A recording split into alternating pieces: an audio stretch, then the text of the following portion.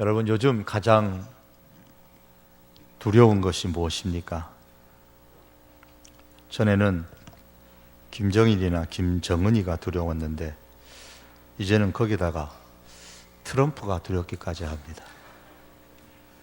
김정은이가 전쟁을 일으키지 않을까 노심초사했었는데 이제는 트럼프가 전쟁을 일으키지 않을까 하는 두려움이 아마 우리 국민들한테 있지 않나 싶습니다. 그러다 보니까 두려움이 한층 더해졌지요. 이전과는 좀 상황이 달라, 그렇게 말하는 분이 좀 생겼습니다. 사람들은 또한 갑작스러운 천재지변을 보면서 두려워합니다.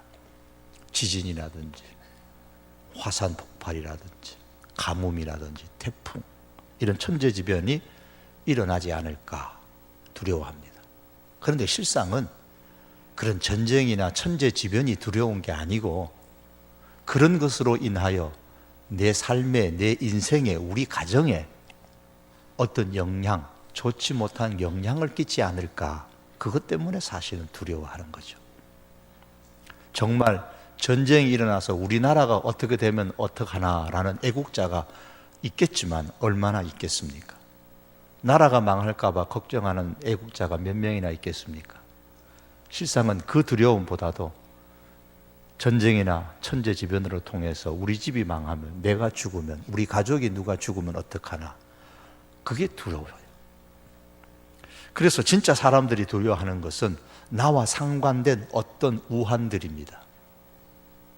갑작스러운 질병이나 갑작스러운 어떤 신체의 변화들이나 갑작스럽게 이게 직장을 그만둬야 되고 사업이 부도가 나고, 이런 나와 관련되어져 있는 이 집이나 일터에서 일어나는 우환들이 사실 두려운 것이죠. 왜 두렵습니까? 그런 것을 없앨 수 있는 힘이 내게 없다는 것을 알기 때문입니다. 세상은 두려운 곳이에요. 사람들이 우상을 섬기는 이유가 뭐냐면 이해가 돼요. 기댈 것이 없으니까. 그런 천재지변이 일어나고 우환이 내 삶 속에 일어날 때에 기댈 것이 없으니까 내 힘보다 더 힘이 센 어떤 자연의 힘, 어떤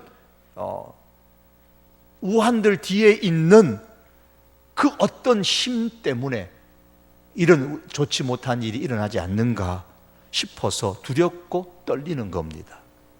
그래서 이 두려움을 떨쳐보려고 천재지변 뒤에 있는, 우한 뒤에 있는 어떤 나보다 힘센 존재가 있을 것이라 생각하고 그것을 우상이라 하여, 성경의 표현대로 하면 우상이라 하여, 신이라고 하여 만들어 놓고 그것들에게 화를 피하게 해달라고, 생명을 살려달라고, 복을 달라고 빕니다. 그런데 오늘 성경에 보면 그렇게 사람들이 빌고 또 바라는 그 우상들이라는 것이 어떤 것인가를 정확하게 설명을 합니다. 그 내용이 3절과 4절과 5절입니다. 이 말씀을 쭉 읽어보시면 우상들은 어떤 기술자가 도끼로 산에 가가지고 나무를 잘라서 만든 것에 불과하다 그랬습니다.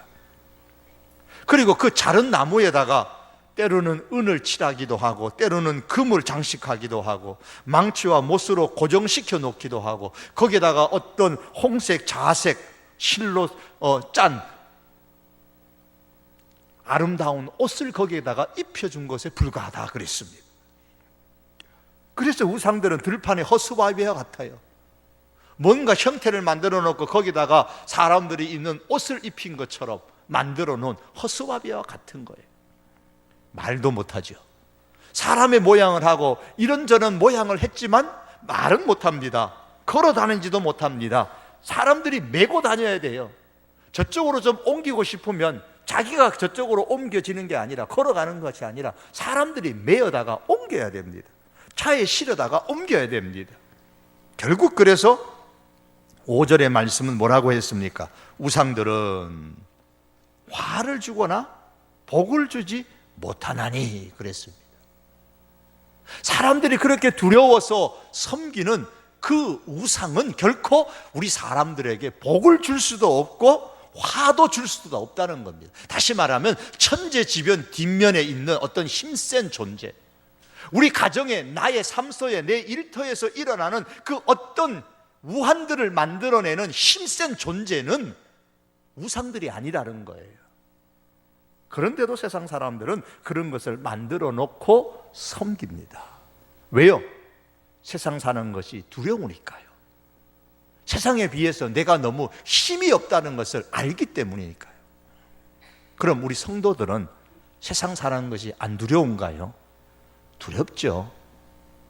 세상 살아가는 것이 두렵지 않고 겁나지 않는 사람이 몇이나 될까요? 세상 살아가는 거 두렵지 않다고 생각하는 부류는 딱 한 부류예요. 철없는 사람들이에요. 여러분, 저 갓난아이가 세상 살아가는 거 두려워합니까? 철이 없어서 두려워할 줄 모릅니다. 나이가 들어가면 세상 살아가는 게 만만하지 않구나, 이게 장난이 아니로구나, 게임이 아니구나, 그걸 절실하게 깨닫잖아요. 그런데 오늘 본문 2절 하반절에 보니까 세상에서 일어나는 천재지변이나 우리가 일터나 집에서 일어나는 그런 우환들을 일으킨다고 생각하여 섬기는 그런 우상들에 대하여 두려워하지 말라 그랬습니다. 두려워하지 말아라. 세상을 두려워하지 말라는 겁니다. 그리고 2절에 처음에 보면 세상의 사람들이 가는 그 길을 배우지 말라는 거예요. 그게 두렵다고 우상을 만들고 우상을 섬기는 그런 모습들을 배우지 말라고 했습니다. 왜 두려워하지 말아야 합니까? 왜 배우지 말아야 합니까? 14절과 15절 상반절에 보면 우상은 다 거짓 것이고 그 속에는 생기도 없고 헛된 것이고 결국에는 멸망하는 것이기 때문입니다. 반면에 세상이 두려운 것임에도 불구하고 우리가 세상을 두려워하지 아니하고 우상들을 두려워하지 아니하고 우리 앞에 있는 그 우환들이나 우리 앞에 있는 그 벌어지는 천재지변을 보면서 우리가 두려워하지 아니하고 살아갈 수 있는 이유는 우리가 믿는 하나님은 이런 우상과는 다르기 때문입니다. 그래서 오늘 성경은 우리가 믿는 하나님이 어떤 분이신가를 조금만 보여주고 있습니다. 조금 보여주는 그 하나님은 이런 분입니다. 하나님은 큰 권능을 갖고 계시는 분이십니다. 6절의 말씀 보면 여호와여 주와 같은 이 없나이다. 주는 크시니 주의 이름이 그 권능으로 말미암아 크시니이다. 권능으로 말하면 하나님과 같은 존재가 없다는 말씀이죠. 그래서 16절에서는 이와 같은 권능의 하나님을 만군의 여호와라 그렇게 표현을 했습니다. 만군, 만이라는 것은 많다는 것을 표현하죠. 1천, 만, 숫자의 만이지만 무수히 많은, 힘이 세다, 권능이 있다, 군대인데 만군입니다. 그래서 만군의 여호와, 야훼 짜바오트라는 힘센 권능의 하나님이십니다. 또한 하나님은 최고의 지혜를 갖고 계시는 분입니다. 세상의 어떤 지혜로운 왕보다도 지혜로운 분이 하나님이십니다. 7절의 말씀에 이방 나라들의 왕이시여 주를 경외하지 아니할 자가 누구리이까? 이는 주께 당연한 일이라. 여러 나라와 여러 왕궁들의 지혜로운 자들 가운데 주와 같은 이가 없음이니이다. 지혜로 말한다면 하나님과 같은 존재가 없다라는 말씀입니다. 그런데 12절과 13절에 보시면 이렇게 최고의 권능과 최고의 지혜를 가지신 하나님께서 무엇을 하십니까?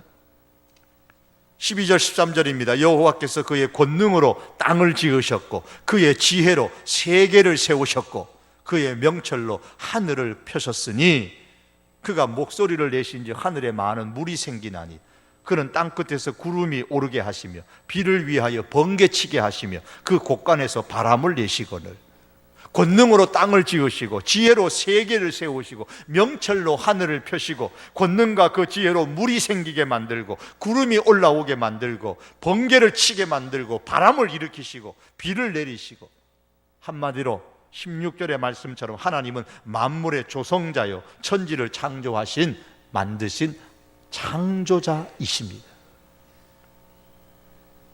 우리가 정말 하나님을 창조자로 믿으십니까? 우리가 정말 하나님을 창조자로 믿는다면 과연 우리의 삶은 어떻게 달라져야 될까요? 만물의 창조자이신 하나님께서 천지를 창조하셨을 때 어떻게 창조하셨는가를 보면 우리가 어떻게 살아야 하는지를 알 수가 있습니다. 창조자이신 하나님은 세상을 만드신 후에 제일 먼저 하셨던 표현이 보시기에 좋았더라 그랬습니다. 만물을 보시면서 좋았다라는 거예요. 좋아하셨습니다. 이 말씀은 하나님께서 세상을 만드실 때에 세상을 아주 조잡하게 만들지 않았다는 거죠. 아무렇게나 대충 만들지 않으셨다는 것을 의미합니다. 하나님께서 세상을 만드셨을 때에 아주 신중하게 그 만물 속에 하나님의 모습이 하나하나 스며 있도록 만드셨습니다. 그렇기 때문에 하나님 보시기에 좋은 세상인 거예요. 그래서 성경은 로마서 1장에서 이렇게 말씀합니다. 창세로부터 그의 보이지 아니하는 것들 곧 그의 영원하신 능력과 신성이, 하나님의 능력과 하나님의 신성이 그가 만드신, 하나님이 만드신 만물에 분명히 보여 알려졌나니 그랬습니다. 하나님께서 세상을 만드실 때에 보시기에 좋도록 하나님의 능력과 하나님의 신성이 만물 속에 스며들도록 만들어서 사람들이 알 수 있도록 했다, 그 말씀입니다.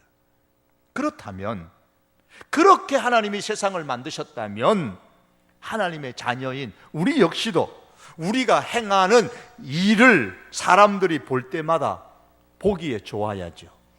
또한 더더욱더 우리만 보기에 좋은 것이 아니라 하나님이 보시기에 좋아야 합니다. 하나님이 보시기에 좋으시려면 우리가 행하는 일이 하나님을 닮아야 합니다.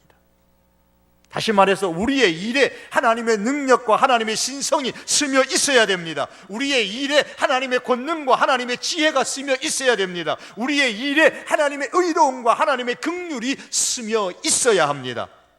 만일 이렇게 우리가 일을 한다면 우리는 대충 일할 수 없고 조잡스럽게 일할 수가 없습니다. 그래서 신약 성경에 오면 사도 바울은 무슨 일을 하든지 하나님 앞에서 하는 것처럼 하라 그랬어요. 우리의 일 속에 하나님의 모습이 스며들도록 하나님을 닮도록 하라는 말씀입니다. 그래서 팀 켈러라는 사람은 일은 하나님을 닮아가는 수단이다, 그런 말을 했습니다. 그렇습니다. 사랑하는 성도 여러분, 자녀는 그 부모를 닮아요. 아무리 못 닮아도 발가락이라도 닮는 게 부모와 자녀 간의 관계입니다. 그렇다면 우리가 하나님의 자녀인데 하나님을 닮아야죠. 어떻게 하나님을 닮을 수 있나요? 우리가 하나님 하는 일을 통해서 하나님을 닮아야 합니다. 우리가 살아가는 삶을 통하여 하나님을 닮아야 합니다. 우리가 참으로 하나님이 창조자이심을 믿는다면 창조자 하나님이 세상을 보시기에 좋도록 만드신 것처럼 우리 역시도 우리가 하는 일, 다시 말해서 가정의 일이든 회사의 일이든 내 사업의 일이든 내 손이 닿는 그 모든 일에는 하나님을 닮는 모습이 나타나야만 합니다. 사랑하는 성도 여러분, 회사를 경영하는 모습에 과연 하나님을 닮는 모습이 나타나고 있습니까? 가정일 속에 하나님을 닮는 모습이 나타납니까? 공부하는 일에 하나님을 닮는 모습이 나타납니까? 자녀를 양육하는 일에 하나님을 닮는 모습이 나타나고 있습니까? 새로운 프로젝트를 계획하고 진행하는 일에 하나님을 닮는 모습이 나타나고 있습니까? 내 부모를 섬기는 일에 하나님을 닮는 모습이 나타나고 있으십니까?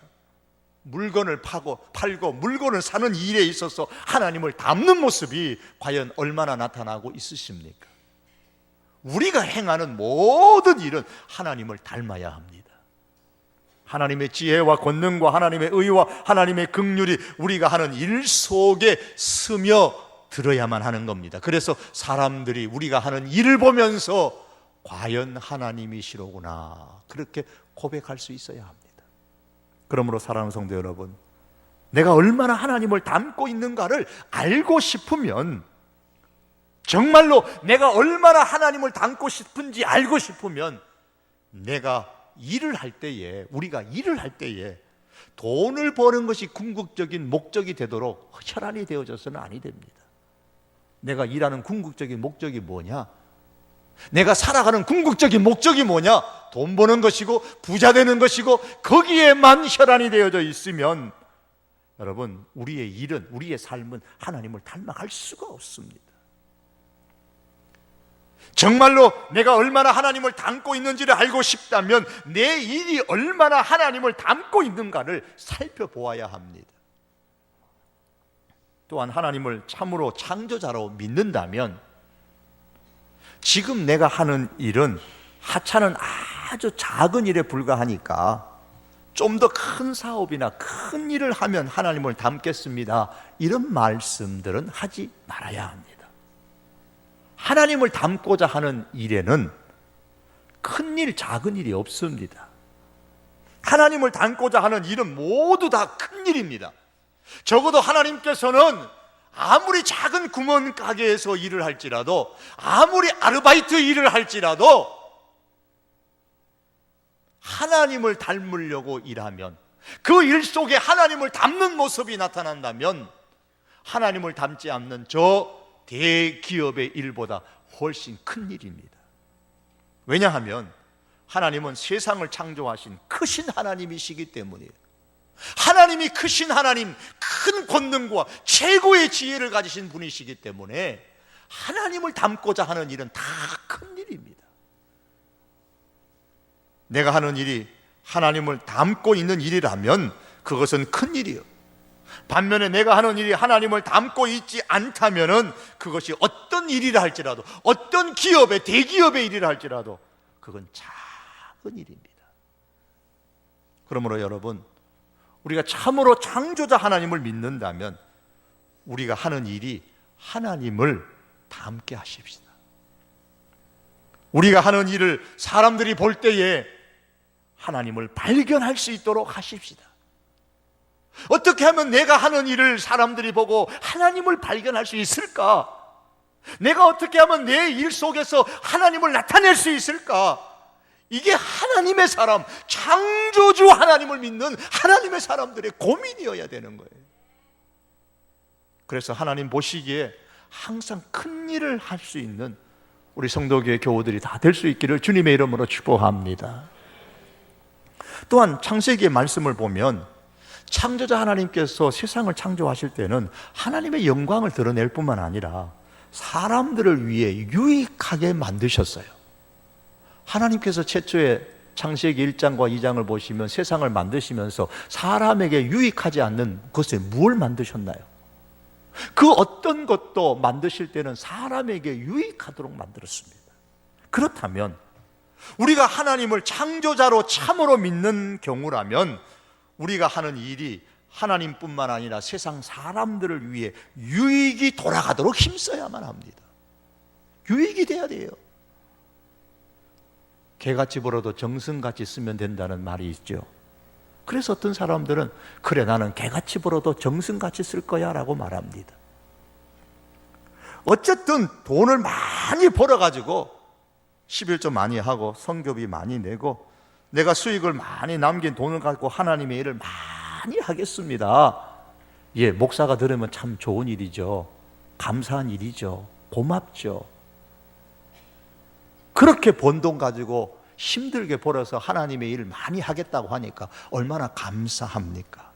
그러나 여러분, 그보다 더 감사한 건요, 한 번, 두 번, 한 단계, 두 단계 일을 하는 매 순간순간마다 그 일을 하는 과정 속에 하나님과 세상의 사람을 위하여 땀을 흘리는 그 일이 더 중요한 일입니다.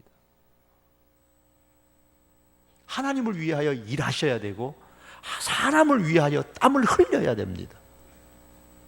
물건을 하나 만들더라도, 물건을 하나 사더라도, 집을 한 채 짓더라도, 일을 하고 계획하고 실행하더라도 이것이 하나님께 유익할까, 이것이 사람들에게 과연 유익할까를 생각하고 땀을 흘리시기를 바랍니다. 그저 이걸 팔면 얼마나 많은 이득을 볼 수 있을까, 그것에 고민하고 그것 때문에 물건을 만들고 그것 때문에 물건을 팔고 할 것이 아니라 이것을 팔고 이것을 만들므로 통해서 사람들에게 얼마나 많은 유익을 나타낼까, 이 고민을 하는 사람이 창조자 하나님을 믿고 살아가는 사람의 모습인 거예요. 이것이 곧 큰 권능과 최고의 지혜로 세상을 창조하신 창조자 하나님을 제대로 알고 제대로 하나님을 믿는 성도의 모습입니다. 또한 오늘 성경은 하나님은 살아계시며 영원하신 분이라고 했습니다. 예, 하나님은 살아계신 분이에요. 살아계신 분, 항상 살아계신 참 하나님이십니다. 10절 상반절에 보니까 오직 여호와는 참 하나님이시요 살아계신 하나님이시요. 여기서 왜 하나님을 살아계신 하나님이라고 했는가를 우리가 아셔야 돼요. 그 앞에 말씀에 9절에 보면 우상에 대해서 말씀하죠. 그런데 우상에 대해서 말하면서 뭐라고 하냐면 이는 정교한 솜씨로 만든 것이다 그랬어요. 정교한 솜씨로 기술자가 만든 거예요. 그 만드는 것에다가 거기다가 아름다운 옷을 입힌 것이 우상이라 그랬어요. 다시 말하면 죽었다는 거예요. 우상은 죽은 것이고 반면에 하나님은 항상 살아계신 분이다, 그 말씀입니다. 이스라엘 땅의 날씨는 겨울이 우기입니다. 여름이 건기예요. 우리나라하고 반대죠. 제가 일전에 6월에 이스라엘에 갔을 때 보니까 땅이 모두 메말라 있어요. 2월 달에 갔다 온 분, 3월 달에 갔다 온 분, 난 아니던데, 가보니까 땅이 그냥 푸릇푸릇하던데. 예, 그것은 우기 때 가서 그런 거죠. 그래서 이스라엘의 겨울은 1년 중에 녹색의 계절입니다. 여름은 황폐한 땅입니다. 여름이 타는 듯한 광야의 바람과 같이 몰려올 때에 초목들은 다 목이 타서 죽고요. 그러다가 10월의 이른비와 함께 생명이 다시 파릇파릇하게 살아납니다. 이렇게 이스라엘 땅은 죽음과 생명이 계속해서 반복돼요. 그런데 본래 가나안 땅에 살아가는 원주민들은 바알이라는 이 신은 죽었다가 살아나고 살았다가 죽는 신으로 생각했어요. 바알이 죽으면 광야의 초목은 타서 죽고, 바알이 다시 살아나면 광야의 초목은 다시 생기를 돋게 되어서 녹색의 계절이 된다고 생각을 했습니다. 그러나 그렇게 생각하는 사람들을 향하여 성경은 말씀합니다. 아니야, 여호와는, 하나님은 바알과 같이 죽고 살고 살고 죽는 신이 아니고 항상 살아계신 하나님이다. 누가 더 좋은 하나님이냐, 누가 참 신이냐 묻고 있는 겁니다. 죽었다가 살고 살았다가 죽는 바알이 참 신이냐, 죽지 않고 항상 살아계신 하나님이 참 신이냐, 죽지 않고 항상 살아계신 하나님이 참 신인 것을 말씀하고 있습니다. 이런 의미로 살아계신 하나님입니다. 우리의 삶도 역시 그렇습니다. 내 삶이 때로는 이스라엘의 땅의 여름처럼 죽음이 불타는 바람이 불어와서 황폐하게 될 때도 있죠. 겨울처럼 생명의 바람을 타고 초목이 다시 푸르푸르 살아나서 녹색이 땅이 되는 것처럼 우리의 인생도 그렇게 될 때가 있습니다.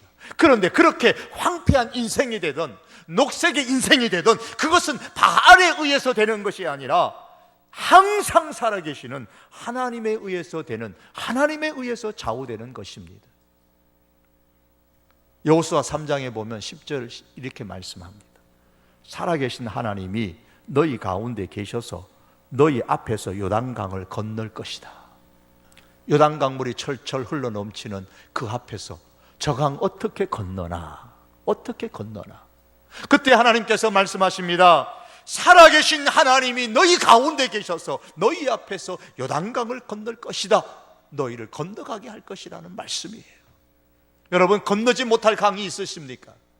여러분 앞에, 우리 앞에 건너지 못할 강이 있었습니까? 이 강은 못 건너라는 그렇게 결론 내린 것이 있으십니까?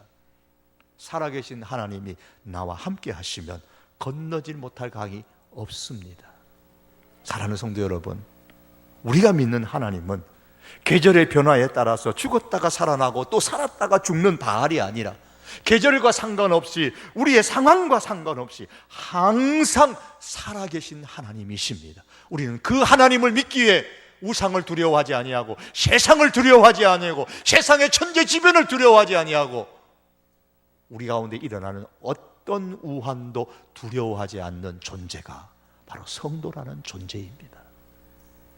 그러므로 여러분, 여호와는 살아계신 참 하나님이시다고 말씀하는 이 이유, 생명이 없는 죽은 우상을 두려워하지 말고 살아계신 하나님을 경외하라는 말씀입니다. 세상을 두려워하지 말라는 말씀입니다. 만일 내가 지금 내 상황에서, 우리가 우리의 상황에서 계절의 변화에 상관없이, 내 환경에 상관없이 항상 살아계신 참 하나님을 믿는다면 지금 우리의 삶에 어떤 변화가 일어날까요?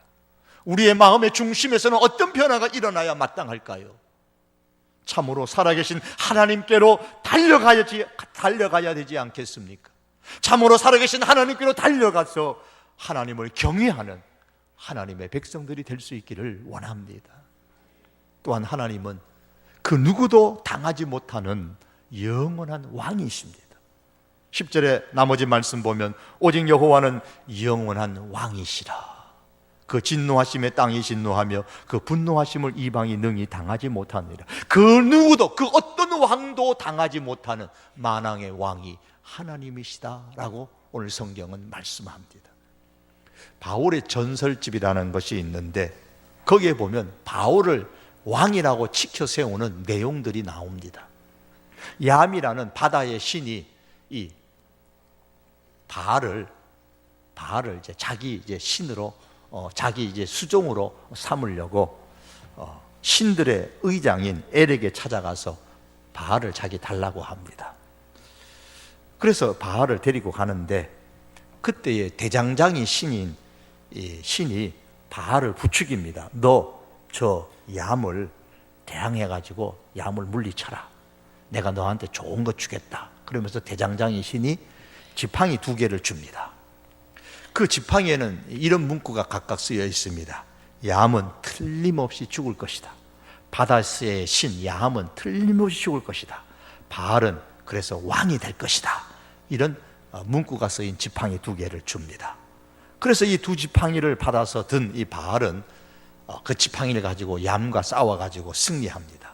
그리고 바다의 신 얌을 물리칠 뿐만 아니라 그 참에 강의 신인 나할까지도 정복하여서 모름지기 이제 바알이 왕으로 등극하게 됩니다.